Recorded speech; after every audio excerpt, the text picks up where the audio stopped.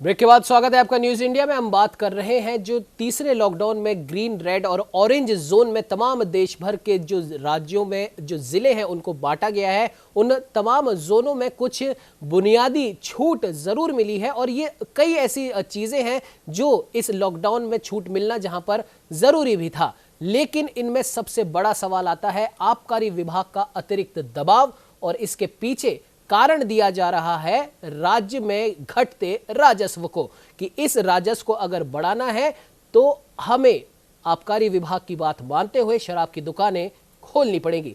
इसी पर हम चर्चा कर रहे हैं। हमारे साथ आपको बता दें उत्तर प्रदेश से state head doctor Chandrasen Verma जुड़े हुए हैं, जयपुर राजस्थान से वरिष्ठ संवाददाता रमेश पुरोहित जुड़े हुए हैं, उत्तराखंड से ब्यूरो हेड भूपेंद्र गुप्ता जुड़े। भूपेंद्र जी, आपके पास आना चाहूंगा। कल भी हम बात कर रहे थे कि राजस्व की जहां पर बात आती है और उत्तराखंड की एक विशेष तौर पर अगर हम बात करें तो टूरिज्म एक बड़ा सेक्टर है उत्तराखंड में राजस्व का। अगर टूरिज्म की गतिविधियां चालू होती हैं, जैसे कि केदारनाथ धाम के कपाट भी खुल चुके हैं, हालांकि अभी सिर्फ उत्तराखंड के ही तीर्थयात्रियों को अनुमति मिली है, लेकिन एक अगर टूरिस्ट गतिविधि चालू होती है तो उसकी वजह से कई और व्यवसायों को भी खोलने की अनुमति मिलती है। जैसे कि किसी भी बड़े मंदिर के आसपास जो दुकानें होती है वहां से भी व्यवसाय बढ़ेगा।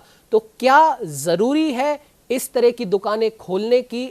अगर हमें राजस्व कहीं और से भी मिल सकता है, उत्तराखंड के परिप्रेक्ष्य में अगर बात करें तो पर्यटन एक बहुत अच्छा उदाहरण है इसका। और दूसरी सबसे बड़ी बात कि आयुर्वेदिक दवाइयों की जो मैन्युफैक्चरिंग उत्तराखंड में होती है, ये दो अपने आप में एक बहुत बड़े साधन है राजस्व बढ़ाने के। क्या कहेंगे भूपेंद्र जी?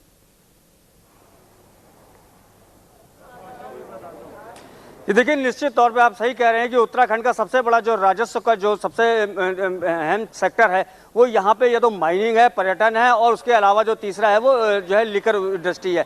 तो ये तीनों कहीं जो है पूरी तरीके से कोरोना के चलते पूरी तरीके से ध्वस्त हो गए हैं, पटरी से उतर गए हैं। जिस तरीके से सेंट्रल गवर्नमेंट की गाइडलाइन आई हुई है कि जो है शराब की दुकानों को खोला जा सकता है और ग्रीन जोन में या ऑरेंज जोन में उन सेक्टरों में खोलने की बात की जा रही है, तो इसको लेकर के लोगों में काफ़ी उहापोह की स्थिति भी है। लोगों का कहना है कि उनके सामने और भी व्यवसाय हैं, और भी उद्योग हैं, उनमें क्यों नहीं छूट दी गई है? शराब की आखिर शराब को दुकानें खोलने को लेकर या शराब की फैक्ट्रियों को चलाने को लेकर के क्यों है? तो इसको लेकर के देखिए, सबसे ज़्यादा दिक्कत जो आएगी, जो फेस करना पड़ेगा, पुलिस महकमे को करना पड़ेगा, क्योंकि पुलिस महकमे को एक तो सोशल डिस्टेंसिंग का पालन कराना है, लोगों की जो है अपने सुरक्षा का पूरा इंतजाम करना है, और इसके साथ ही साथ अगर शराब की दुकानें खुलती हैं या फैक्ट्रियाँ खुलती है तो वहाँ पर शराब पुलिस की अतिरिक्त व्यवस्था करनी पड़ेगी।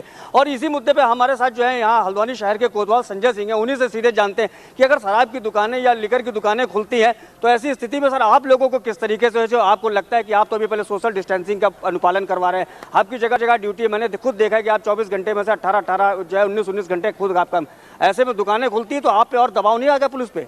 नहीं, ऑब्वियसली अगर शराब की दुकान खोलेंगे तो थोड़ा सोशल डिस्टेंस बनाने के लिए हम लोगों को एक्स्ट्रा मेहनत करनी पड़ेगी, लेकिन कोई नहीं, जैसे भी सरकार हमें आदेश देगी, सरकार के जो आदेश निर्देश प्राप्त होंगे, अगर लेकर की दुकान खोलने की व्यवस्था बनेगी तो उसके हिसाब से सोशल डिस्टेंस के लिए हम लोगों को वहाँ पर्याप्त फोर्स लगाना पड़ेगा। उसके लिए हम लोग तैयार हैं।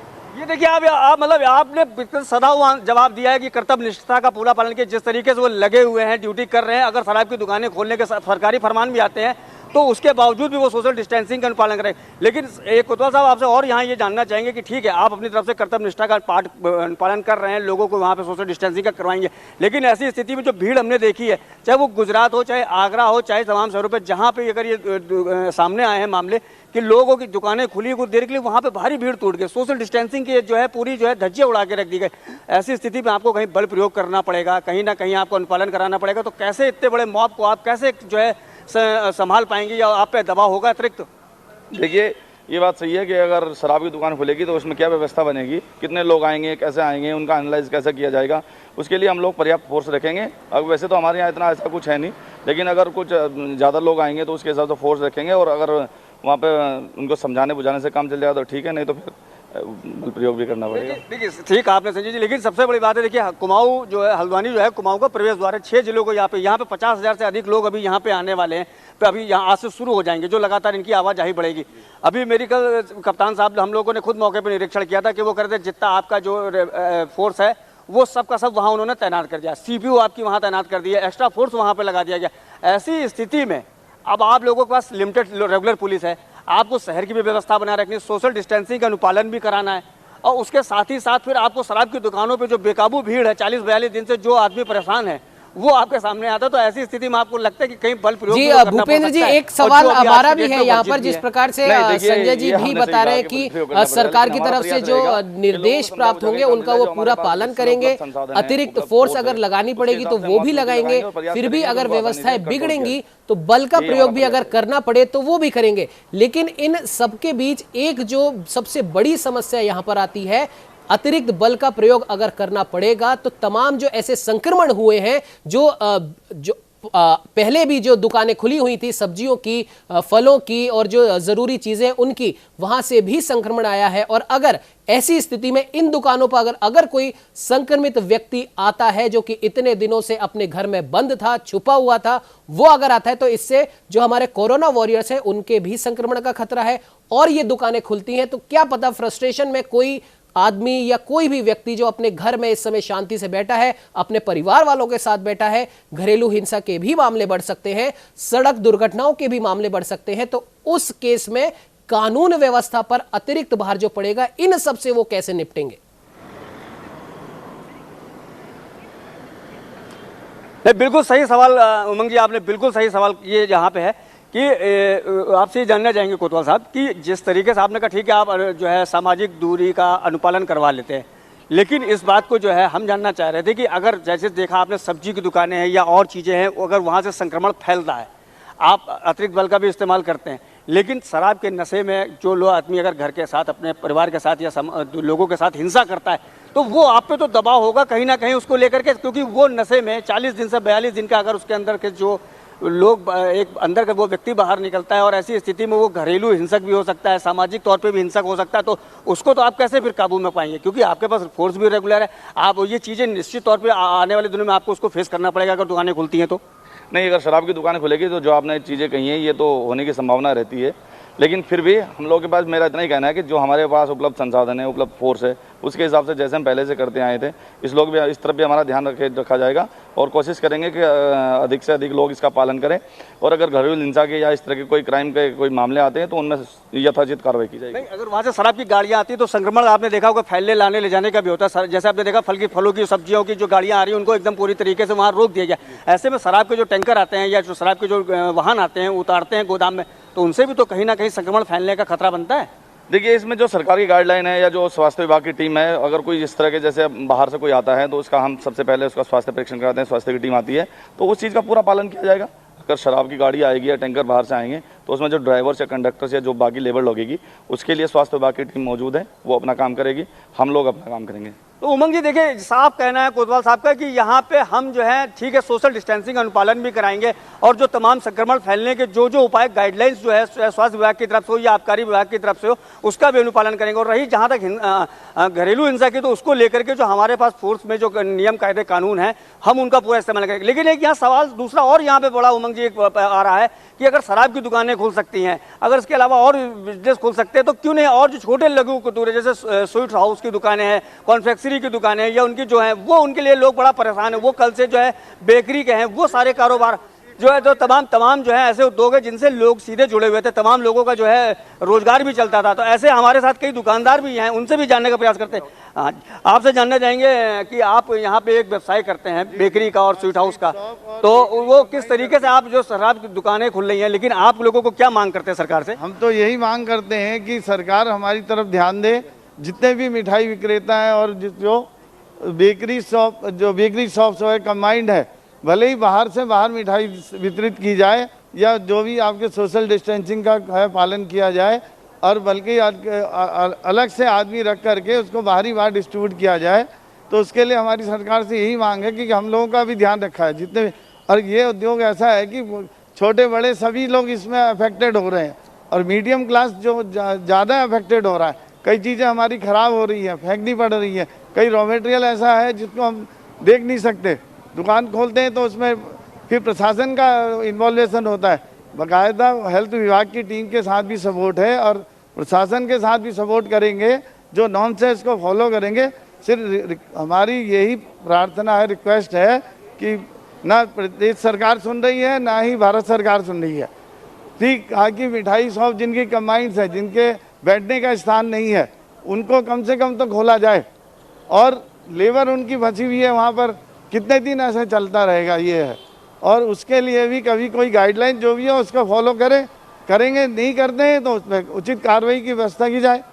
और हेल्थ विभाग के साथ भी हमारी मीटिंग हुई थी, उन्होंने भी ये कहा कि भाई ऊपर से आदेश नहीं है सरकार की तरफ से कहते हैं सेंट्रल से आदेश नहीं है। अब ये समझ में नहीं आ रहा कहाँ कब आदेश आएगा, क्या होगा। तो देखिए उमंग जी, खास बात यह है कि देखिए शराब की जो दुकानें हैं, शराब की दुकानें अगर खुल सकती हैं या खोलने पे सरकार विचार कर रही है, तो ऐसी स्थिति में जो बाकी व्यवसाय हैं, बाकी दुकानें, उनको क्यों नहीं खोलने के लिए सरकार विचार कर रही है? क्योंकि उनसे भी जो कि डायरेक्ट या अप्रत्यक्ष हो सकता है उतना बड़ा रेवेन्यू का सेक्टर ना हो सकता है सरकार को उन दुकानों से, उन व्यवसायों से, उन उद्योगों से बहुत बड़ा राजस्व की प्राप्ति ना हो सके, लेकिन जो है कहीं ना कहीं उन कारोबार को, जो उद्योग है वो कहीं ना कहीं वो है प्रभावित हो रहा है। लोगों को दिक्कतों का सामना करना पड़ रहा है, टैक्सेस उन पे बढ़ रहे हैं, उनके खर्चे बढ़ते जा रहे हैं, लेबर की कॉस्ट आ रही है, रॉ मटेरियल खराब होता जा रहा है। तो तमाम लोगों का ये मानना है कि अगर आप शराब की दुकान खोलने पर सरकार विचार करती है, प्रशासन विचार करता है, तो ऐसी स्थिति में वो जो छोटे उद्योग हैं, छोटे व्यवसाय हैं, उनकी तरफ भी सरकार को एक रुख करना चाहिए। उसके लिए भी कोई गाइडलाइंस, कोई नॉर्म्स, कोई नियम बनाने चाहिए कि ताकि उनको थोड़ा राहत भी मिल सके और लोगों सरकार को भी रेवेन्यू में थोड़ा बहुत जो है इजाफा हो सके। उमंग, बिल्कुल भूपेंद्र जी, आपने सही कहा। और अभी जिन व्यवसायी से आपने बात करवाई थी उनकी भी चिंता जायज है कि अगर ये दुकानें खुल सकती हैं तो फिर हमारी जो दुकानें हैं वो तो किसी के स्वास्थ्य पर गलत असर भी नहीं डाल रही। चंद्रसेन जी, आपके पास आना चाहूंगा इसी सवाल को लेकर कि अगर हम बात करें आबकारी विभाग की या फिर शराब की दुकानें खोलने की, तो इनकी ये बनती कहीं और पर है, मैन्युफैक्चरिंग इनकी कहीं और होती है और ये बेची कहीं और जाती है। तो ऐसे में कोरोना के इस संकट काल में इस पूरे प्रोसेस पर एक एक जगह पर नजर रखना संभव नहीं है, यानी कि कोरोना संक्रमण का खतरा। लेकिन जो दूसरे छोटे छोटे उद्योग हैं, जैसे अभी उत्तराखंड से ये व्यवसायी बोल रहे थे, मिठाई की दुकान है, बेकरी की दुकान है, और जो दूसरे जो उद्योग हैं जो उसी शहर में उनकी मैन्युफैक्चरिंग भी होती है, बनते भी वहीं हैं, बेचे भी वहीं जाते हैं, वहां पर नजर रखना आसान है। तो अगर इन दोनों चीजों का अगर हम कंपैरिजन करें तो क्या इन उद्योगों को चालू करने की अनुमति नहीं मिलनी चाहिए थी बजाय शराब की दुकानों की? चंद्रसेन जी। उमंग, देखिए सबसे बड़ा खतरा इस समय जो है वो कोरोना का है और प्रधानमंत्री ने बोला था कि जान है तो जहान है जी। सबसे पहले हमें ये जरूरत है कि हम किस तरीके से संक्रमण से बचें जो हम पे हावी हो रहा है, हमारी जान पे हावी हो रहा है जी। रही बात इस तरह के उद्योगों की, तो जिंदगी भर आदमी काम करता है, सेविंग्स करता है। अगर 2 से 3 महीने इस तरह की एक्टिविटी नहीं होती, उद्योग नहीं होता, तो मुझे नहीं लगता कि बहुत ज्यादा असर पड़ेगा। हालांकि असर पड़ेगा, लेकिन सबसे इम्पोर्टेंट है कि अपनी जान को बचाइए, अपने परिवार की जान बचाइए और समाज की जान बचाइए।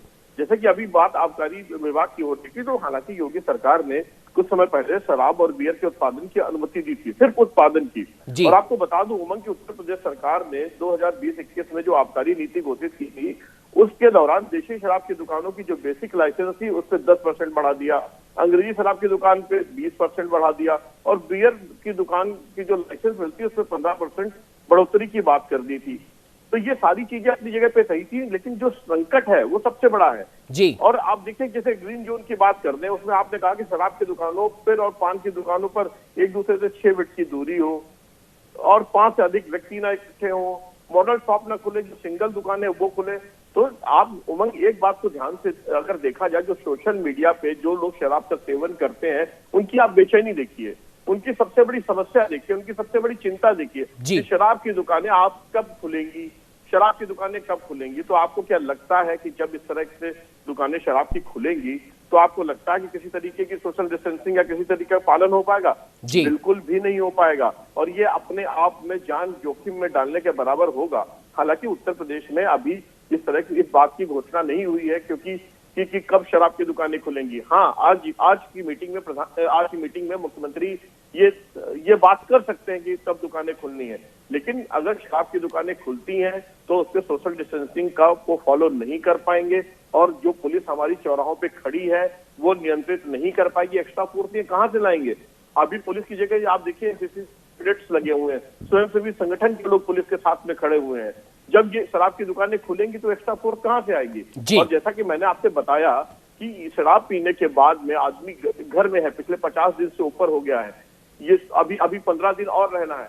ऐसे में डोमेस्टिक वायलेंस के मामले बढ़ेंगे, लड़ाई झगड़े के मामले बढ़ेंगे, लोगों में तनाव बढ़ेगा, वो स्थिति और कष्टकारी हो जाएगी। तो जैसा मैंने आपसे बोला और सभी लोग इस बात की चर्चा कर रहे हैं कि कुछ राजस्व प्राप्ति के कुछ दूसरे साधन भी देखने चाहिए। और जो मेहनत हमने करी है अभी तक इतने दिनों में, बिल्कुल चंद्रसेन जी, माफ कीजिएगा आपको मैं बीच में रोक रहा हूं। इसमें एक पॉइंट और मैं जोड़ना चाहता हूं कि अभी तक पिछले 1.5 महीने से जो ये लॉकडाउन का समय चल रहा है, इसमें सब लोग घर पर हैं, गैर जरूरी खर्चे बिल्कुल नहीं हो रहे हैं, सिर्फ हम अपने जरूरत का सामान ही घर पर ला रहे हैं। इसका मतलब साफ है कि एक आम मध्यम वर्गीय परिवार की जो आमदनी है, ठीक है, अगर वो नौकरी पर नहीं जा पा रहा है या कुछ छोटे उद्योग वाले हैं उनका काम धंधा नहीं चल रहा है, तो उनका पैसा भी बच रहा है।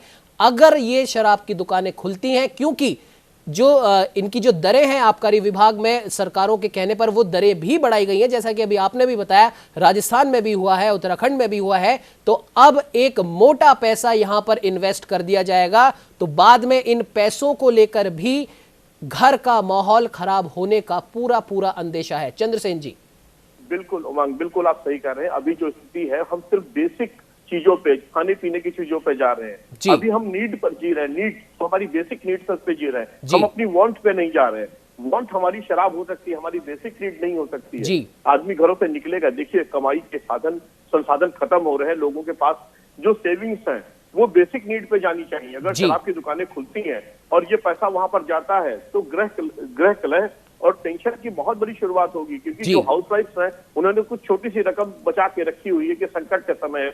अभी ये नहीं कह सकते कि ये 15 दिन के बाद लॉकडाउन खुलेगा ही। सही बात। अभी ये नहीं कह सकते कि रोजगार का संकट खत्म हो जाएगा और घर पे आमदनी शुरू हो जाएगी। तो सबसे बड़ी चिंता जो हाउसवाइफ्स है उनकी ये है कि जो पैसा है इसी से उनको घर चलाना है, और कब तक चलाना है ये कोई अभी नहीं कह सकता, क्योंकि दूसरे देशों की स्थिति देखिए। और जैसा कि कल भी आपके साथ चर्चा हो रही थी और हम ये देख रहे थे कि कोरोना वायरस वापस आ रहा है जी, तो ये हम अभी नहीं कह सकते, क्योंकि ये बिल्कुल भी कोई नहीं कह सकता कि ये कब खत्म होगी और ये स्थिति कब सुधरेगी, कब घर में पैसे आने की शुरुआत होगी। तो जो सेविंग्स है हमारी, उसको हमने सिर्फ अपनी खाने पीने और दवाइयों की बहुत संकुचित दायरे में रहना है। अगर वो दायरा बढ़ता है तो वो बड़ी भयानक स्थिति हो जाएगी। राजस्व प्राप्ति के चक्कर में अभी पूरा देश, आप देखिए प्रधानमंत्री फंड में कितना पैसा लोगों ने डाला है, मुख्यमंत्री फंड में कितना लोगों ने पैसा डाला है, हर जगह से लोगों ने अपनी जेब से निकाल के पैसा डाला कि कोरोना से फाइट करेंगे। लेकिन जैसे ही शराब की दुकानें खुलेंगी, एक बड़ा हुजूम, एक बड़ी भीड़ उमड़ेगी शराब की दुकानों की ओर, और आर्थिक स्थिति पे चोट डालने के अलावा ये घरेलू जो वायलेंस है, जो मारपीट है, लड़ाई झगड़े तनाव बढ़ेंगे। जो अभी लोग घर के अंदर बैठे हुए हैं वो मानसिक संतुलन खोएंगे और सड़कों पे आ जाएंगे। ये स्थिति बड़ी भयावह होगी। उमंग, बिल्कुल चंद्रसेन जी, आपने सही कहा, और इसी चीज का जो डर है वो अपने आप में बहुत बड़ा है, क्योंकि अभी जिस छोटी मोटी घटनाएं अभी भी घरेलू हिंसा की हो रही हैं, ऐसे में जब शराब का नशा किसी के दिमाग पर हावी होगा तब ये घटनाएं किस तरीके से और बढ़ सकती हैं। घर के पैसे की हानि तो होगी ही। खैर, पुरोहित जी लगातार लाइव हमारे साथ राजधानी जयपुर से बने हुए। पुरोहित जी, आपसे हम जानना चाहेंगे, राजस्थान में तो एक बहुत बड़ा आंदोलन भी हुआ था, गुरुशरण छाबड़ा, सबको उनका नाम ध्यान है, पूर्ण शराबबंदी के लिए उन्होंने एक बड़ा आंदोलन किया था। हालांकि ये एक अलग विषय, लेकिन उसके बाद अभी अगर 1.5 महीने से जो लॉकडाउन है, स्थितियां धीरे धीरे सुधरी हैं, पर्यावरण में भी तमाम सुधार आए हैं, सड़क हादसों में कमी आई है, घरेलू हिंसा के मामलों में कमी आई है। इन सब बातों पर अगर हम गौर करें, और खुद मुख्यमंत्री अशोक गहलोत भी इसके पक्ष में नहीं थे, पहले से अगर हम बात की जाए तो खुद मुख्यमंत्री ने इसके लिए मना करा था कि मैं इसके पक्ष में नहीं हूं, लेकिन अगर केंद्र से आदेश आते हैं तब हम इस पर विचार करेंगे। लेकिन अब अगर इस प्रकार के आदेश दिए जाते हैं तब क्या कुछ पूरे माहौल का होगा इतने दिनों से। और सबसे बड़ी बात पुरोहित जी यहां पर यह भी है, ग्रामीण इलाकों की अगर हम बात करें तो वो अभी तक कोरोना संक्रमण से बचे हुए हैं। ये संक्रमण, क्योंकि कई जगह ग्रामीण इलाकों में दुकानें खुलेंगी, शहरी इलाकों में नहीं खुलेंगी, तो लोग इधर से उधर मूव करेंगे, और सबसे बड़ा खतरा यही है। पुरोहित जी।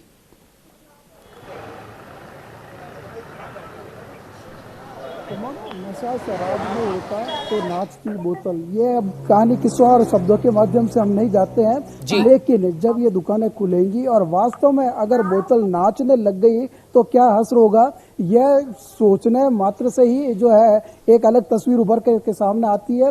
भारतीय समाज और संस्कृति की अगर बात करता हूं मैं, तो महिलाएं ही घर चलाती है और वही डोमिनेट करती है घर खर्च को पूरा। तो अब कोरोना वायरस के संदर्भ काल की अगर बात करें तो ऐसे कई लोग होंगे जिनकी या तो नौकरियां चली गई होंगी या मंथली इनकम ऑफ सोर्स है जो अभी जैसे रेगुलेट हो रहे हैं वैसे नहीं हो रहे होंगे। तो महिलाएं अपने जो है पल्लू में कुछ पैसे जो बचा करके रखती है उससे जैसे तैसे करके के 1.5-2 महीने जो घर की जरूरत की जो चीजें हैं दैनिक जरूरत की खान पान की हो दवाइयों की हो या वह जो जिसके बगैर काम चल नहीं सकता उनके ऊपर खर्च हो रहा है अभी तक का जो पिछले 1.5-2 महीने का। और अब अगर आप शराब की अगर बात कर देते हो तो शराब भी जो है लोगों की मानसिकता को रोक के रखा है कि वह इन 1.5 महीने में जितना वो कंज्यूम इन 1.5 महीने से पहले करते थे रोजाना की अगर बात करें तो वह अभी बिल्कुल नाम मात्र का नहीं बिल्कुल बंद सा है। तो जो आवश्यकताएं एक तो जरूरी होती है और एक गैर जरूरी होती है। क्या शराब पीना जरूरी है? सवाल यह है कि अगर जरूरी नहीं है तो ऐसी दुकानों को क्यों खोला जाए। और आपने खुद ने अभी ये कहा कि जो ग्रामीण जो क्षेत्र है अभी वह ग्रीन जोन में है तो अगर रेवेन्यू सोर्सेज की अगर आपके पास में कमी हो रही है तो केवल शराब ही एकमात्र ऐसा जो है आपका उत्पाद नहीं है जिससे कि सरकार को इतना बड़ा पैसा मिल जाएगा कि वो कोरोना वायरस जो चुनौतियां हैं उससे वो निपट लेंगे। तो आपको रेवेन्यू सोर्सेज या दुकानों की जब बात करते हैं तो उन दुकानों को खोलना। अब एग्रो बेस की जब बात करते हैं आपके पास में खाद्यान्न पूरा है आपके पास में सब्जियों का पूरा भंडार है। इवन दो कि सब्जियां आज इतनी सस्ती मिल रही है आपको कि 10-20 रुपए किलो में तो आलू और वो सारे प्याज और मिल रहे हैं आपको आसानी से। तो सरकार को चाहिए कि अगर आपको रेवेन्यू जनरेट करना ही है तो ग्रामीण क्षेत्रों में एग्रो बेस जो प्रसंस्करण जो उद्योग है उनके ऊपर अभी ध्यान दे। अभी से आज से अगर वो ध्यान देवे तो इन 1.5-2 महीने में आने वाले समय में जो माइग्रेट होकर के मजदूर अपने अपने गांवों में आए हैं अपने घरों में आए हैं वो लोग वहीं पर बैठ करके अपना काम धंधा खुद का ही शुरू कर दे तो एक व्यक्ति से दूसरे व्यक्ति को वो रोजगार मिल सकता है आराम से। तो ये प्लानिंग करने का वक्त है। ये अभी चुनौतियों से लड़ने का कि किस तरह से आने वाली चुनौतियां बहुत जो भयावह होने वाली। ऐसा नहीं है कि इस 15 दिन 17 तारीख के बाद में सब कुछ है जो अच्छा हो जाएगा और पेड़ों से जो है पैसे बरसने लग जाएंगे उद्योग धंधे एकदम से जो है चलने लग जाएंगे। ऐसा कुछ नहीं होने वाला। आने वाले वक्त के लिए अभी से अगर तैयारी शुरू कर दी जाए। और जब आप शराब की बात कर रहे हो तो शराब एसेंशियल नहीं है कि इसके बगैर जीवन जिया नहीं जा सकता। 40 दिनों में वो जो शराबी जो बड़े से बड़े जो शराबी है जो पियक्कड़ की हम बात करते हैं वह भी अगर कंट्रोल में रह रहे हैं तो क्या जरूरी नहीं है कि वो 10-12 दिन तक भी अपने आप को कंट्रोल में रख सके। पैसा कमाना एक बात है लेकिन एक तरीके से पैसा कमाना वह भी क्योंकि आप सरकार चलाते हो तो सरकार की एक जिम्मेदारी बनती है कि वह लोक कल्याणकारी जन कल्याणकारी और जो है समाज कल्याण का बात कर दो। अब शराब ही एकमात्र ऐसा रेवेन्यू सेक्टर अगर आप मान के चल रहे हो तो यह उन सरकारों की जो नीतियां बनाने वाला है जो नियम बनाना उनके लिए बहुत बड़ी भारी भूल है कि शराब के पैसे से ही जो है सारे सरकारी खर्चे जो है निपटते हैं। इसीलिए यह जो वक्त है अभी वाला उसमें आपको ग्रामीण क्षेत्रों में एग्रो बेस इंडस्ट्री लोकल कुटीर उद्योग जैसा कि अभी जो है उत्तराखंड वाले भी बता रहे थे कि पर्यटन का है तो ये ऐसे जो लोग जो ग्रामीण क्षेत्र में वहीं पर जो छोटे मोटे काम काज करते तो जो बाहर से जो लोग मजदूर अपने अपने घरों की तरफ गए हैं उनको भी काम धंधा करने की शुरुआत अगर अभी से वो शुरू करेंगे तो आने वाले 1-1.5-2 महीने में वो तैयार हो जाए। बीज अगर आज लगेगा तो आने वाला समय में पौधा भी अच्छा सा तैयार हो जाएगा। केवल शराब की जो है दुकानें खोल देने से ही अगर कोरोना वायरस से अगर लड़ाया जा सकता है कि उससे पैसा आएगा और जो सरकार ये कर देगी वो कर देगी, ऐसा कुछ नहीं होने वाला। उल्टा जो 40 दिन की जो मेहनत है उसके ऊपर पानी फिर जाएगा और कोई उसका मतलब नहीं रहेगा कि अगर वो संक्रमण अगर तेज गति से अगर वापस फैला। क्या जरूरी है कि अभी जो सर्वे आ रहा है जो रेट्स उभर करके सामने आ रही है वह आपको संतोषजनक स्थिति दे रही है। जैसा कि चंद्रसेन जी ने भी बताया कि कोरोना वायरस लगातार अपना रूप और स्वरूप बदल रहा है। क्या जरूरी है कि आज जो आपको कंट्रोल की स्थिति दिखाई दे रही है हो सकता है कि आने वाले दिनों में वो वापस को अलग रूप में अगर आपके सामने आता है तो फिर आप क्या करोगे। तो इसीलिए ये सारी चीजें अभी जो महीना 1.5 महीना का वक्त है वो आने वाली चुनौतियों से जो लड़ने के लिए आपको तैयार रहने का वक्त है ताकि कि अगर कोरोना वायरस अपना रूप और स्वरूप बदल अगर फिर आक्रमण कर दे तो उससे कैसे लड़ पाओगे। अभी तो लड़ने के लिए आपके पास में पूरा देश एकजुट है, 135 करोड़ की जनता आपके साथ में है, वो पूरा तन मन धन से जो है इस समस्या से लड़ने के लिए तैयार है। लेकिन जैसे जैसे ये वक्त गुजरता जाएगा और संक्रमण ने अगर वापस जो है री एंट्री कर ली, तब वह जो हौसला है, जोश है और जज्बा है और जुनून जी बात करते हैं, वह कहीं ठंडा न पड़ जाए। बिल्कुल पुरोहित जी, आपने सही कहा कि इन 1.5-2 महीनों से जो कोरोना वायरस से लड़ने का जो जज्बा और जो हौसला हम लोगों ने, हमारे देश की जनता ने बना रखा है, अगर ये वायरस का संक्रमण अभी खत्म नहीं होता है आने वाले कुछ दिनों में या फिर महीनों में, तो धीरे धीरे ये हौसला, और अभी भी कई जगह से ऐसी खबरें आ रही हैं कि धीरे धीरे ये हौसला लोगों का टूटता जा रहा है। ऐसे में जरूरी यह है कि आप लोगों को आत्मनिर्भर करने के लिए क्या कुछ कदम उठाते हैं, जो कि कई राज्य सरकारों ने उठाए भी हैं, राजस्थान में भी, उत्तर प्रदेश में भी, उत्तराखंड में भी, तो उन कदमों की ओर विशेष ध्यान देना जरूरी है। भूपेंद्र जी, आपके पास आना चाहेंगे, समय हालांकि बहुत कम है, आपसे बहुत आखिरी कमेंट हम चाहेंगे। जिस प्रकार से अभी पुरोहित जी ने भी कहा कि एग्रो इंडस्ट्री के ऊपर ध्यान देना हर सरकार को जरूरी है और उत्तराखंड में एग्रो इंडस्ट्री के नाम पर बहुत बड़ी चीज हो सकती है, तो ऐसे में क्या आपको लगता है इस पूरी घटनाक्रम के बारे में?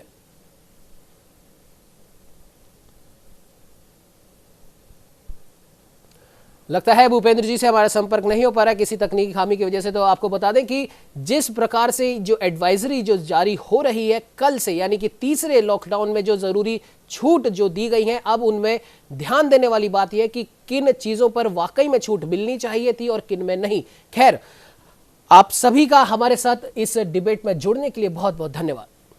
आपको बता दें कि 4 मई से 17 मई तक, यानी कि कल से 17 मई तक 2 हफ्ते के लिए तीसरा लॉकडाउन शुरू हो रहा है। पूरे देश के शहरों को 3 जोनों में बांटा गया है, ग्रीन जोन, रेड जोन और ऑरेंज जोन, और इन सभी जोनों में कुछ बुनियादी चीजों की छूट दी गई है, भले ही वो ट्रांसपोर्ट की छूट हो या फिर जरूरी और गैर जरूरी सामान को खरीदने और बेचने की छूट हो। लेकिन इन सब में बड़ा सवाल यह है, आबकारी विभाग का अतिरिक्त दबाव राजस्व के नाम पर।